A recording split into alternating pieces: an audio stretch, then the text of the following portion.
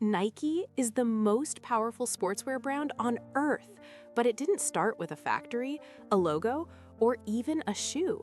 It started with a college paper and a hunch. In 1962, a freshly graduated Stanford MBA named Phil Knight had a problem that every aspiring entrepreneur knows too well. No clear path forward, but one idea he couldn't shake. Phil had been a distance runner. He knew shoes, and while studying business, he noticed something strange. Japanese cameras had just crushed the dominant German brands in the US, so Phil asked a dangerous question. What if Japanese shoes could do the same to Adidas and Puma? At the time, that idea sounded absurd. Adidas and Puma ruled American running culture. Japanese shoes barely existed in the US market at all. But Phil didn't see that as a weakness. He saw it as an opening. After graduating, instead of chasing a safe corporate job, Phil did something reckless. He flew to Japan, alone, with no contacts, no contracts, and no real plan. In the city of Kobe, he walked into a small shoe store that changed his life.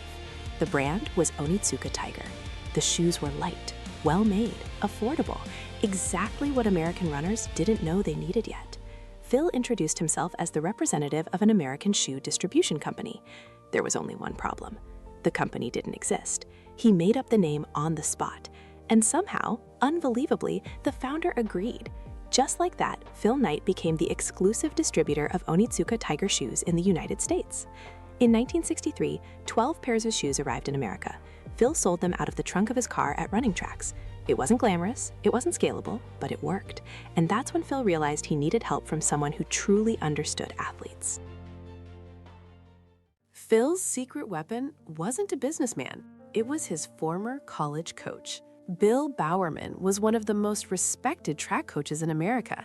He had trained Olympic athletes, and more importantly, he was obsessed with performance. Bowerman loved the Japanese shoes, but like any true innovator, he immediately wanted to make them better. In 1964, Phil and Bill each invested $500 and officially formed Blue Ribbon Sports. That entire $1,000 went into one shipment, 300 pairs of shoes at just over $3 per pair. By mid-year, every single pair was sold. Sales grew quickly, $8,000 in year one, then $20,000 the next. A store opened in California, salespeople were hired. But the real magic wasn't happening in the office. It was happening in Bowerman's workshop. Every time a shipment arrived, Bowerman cut shoes open. He studied the cushioning, the weight, the materials. Then he sent pages of feedback back to Japan. In reality, Bowerman wasn't just selling shoes, he was designing them. One design changed everything, the Cortez. Released in the late 1960s, the Cortez was lighter, softer, and more comfortable than anything runners had worn before. It exploded in popularity, especially during the 1968 Olympics. By 1969, Blue Ribbon Sports was selling $300,000 worth of shoes annually. But success created a dangerous new problem. They couldn't get enough product. Onitsuka prioritized Japanese demand first. America got leftovers. Phil and Bill realized something uncomfortable. They didn't control their own destiny. And worse, the Cortez design belonged to them, which meant when their contract ended, everything would change. By the early 1970s, Phil Knight knew he had to make the leap. Blue Ribbon Sports couldn't grow as a distributor forever. So in 1971, Phil did what every great founder eventually must do. He cut the cord. First came the name. One of Phil's earliest employees suggested calling the new brand Nike, after the Greek goddess of victory. Then came the logo. Phil walked into a university design department and hired a student for $35. What he got was the swoosh. At the time, he wasn't even sure he liked it. History would disagree. Instead of relying on a single supplier, Phil built a network of subcontractors across Japan. For the first time, production was under his control. Nike quietly began manufacturing shoes, even before the Onitsuka contract fully expired.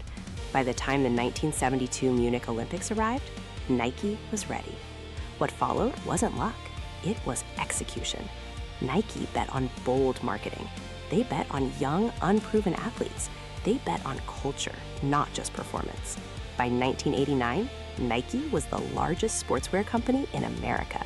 Today, it's worth well over $100 billion, and it all traces back to one risky idea written in a college paper.